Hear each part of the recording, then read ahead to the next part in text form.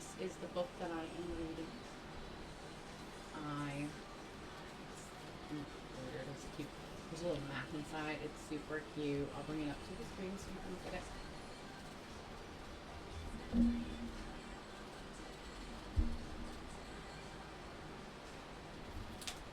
Super cute. To say the least. But I haven't read it yet, and I've had it for a while now. So I figured I'd get it started with you guys, because you'd be my motivation to read the actual book. Because I listen to a lot of audiobooks. So, what's it?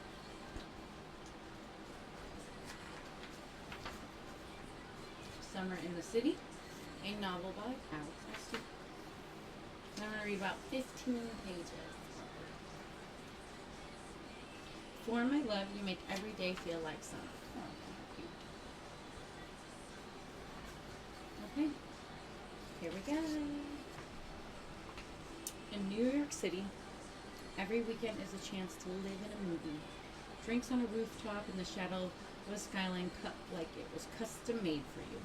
Glittering just for that highly saturated and face-tuned with an inch of itself picture you're about to post. Dinner seated next to a celebrity who doesn't touch any of their food and loudly discusses gossip about a movie star that might make you choke on your gin and tonic. A party with drugs that look like pieces of candy spread across a marble table in a penthouse. This is the book I'm reading. That has back rooms for the staff in a Pilates studio as big as your studio apartment. Unless, of course, you're like me. A perfect Friday night looks less mooching your way into the peripheral at a table at the marquee and more like watching Netflix in some ratty t-shirt that once belongs to your college roommate's ex-boyfriend. A shirt you might have stolen in one of your weaker moments because you kind of pine for him as much as you pine for that weekly pint of Ben and Jerry's. You swear you're only going to get a few scoops, truly believing in your self-control. Right up until the spoon bluntly hits the cardboard bottom. Sorry. I suck in my breath. I've been sucker punched. Because some girl wearing stilettos with heels the size of knitting needles just stepped on my toe. Oh my god. I would hate it too. I had my wisdom teeth taken out without anesthetic by a dental student my mother really shouldn't have trusted. This hurts more. Just as I am considering an intelligible string of profanities and wondering if it's possible to press charges against a heel, a gentle hand comes down on my shoulder. Penelope, my best friend. A former college roommate with a great taste in guys, but not so great taste in the idea of a good night. Looking down at me with the pitying look of a near professional partier staring down at a newbie. That's why you don't wear open-toed heels to the club, Ellie. Rookie mistake.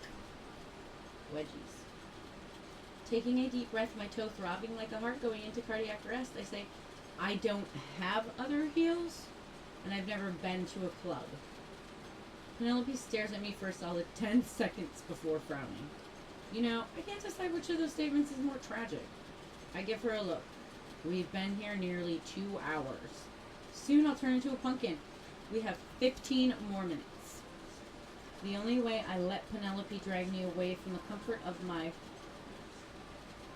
foams like a cappuccino comforter. I was like, are they talking about a cappuccino? Okay. Foams like a cappuccino comforter was the promise that we would be there an hour tops, and that we would get fries at the place around the corner. Fries. I would be there too. Okay. Where am I?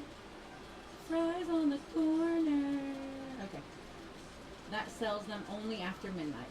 Also, because tonight we're supposed to be tamer, some important business magazine rented the club out to celebrate the companies that made its list in the next big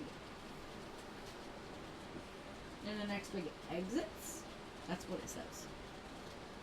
Penelope's trying to network with the legendary VC who funds the company at the top of the list, Atomic. It's technically a work outing. Fine. She takes my hand and latches it to the corner of the bar. A captain tying the boat to the dock. The marble is as sticky as you would imagine. A bar. That's been my experience this way.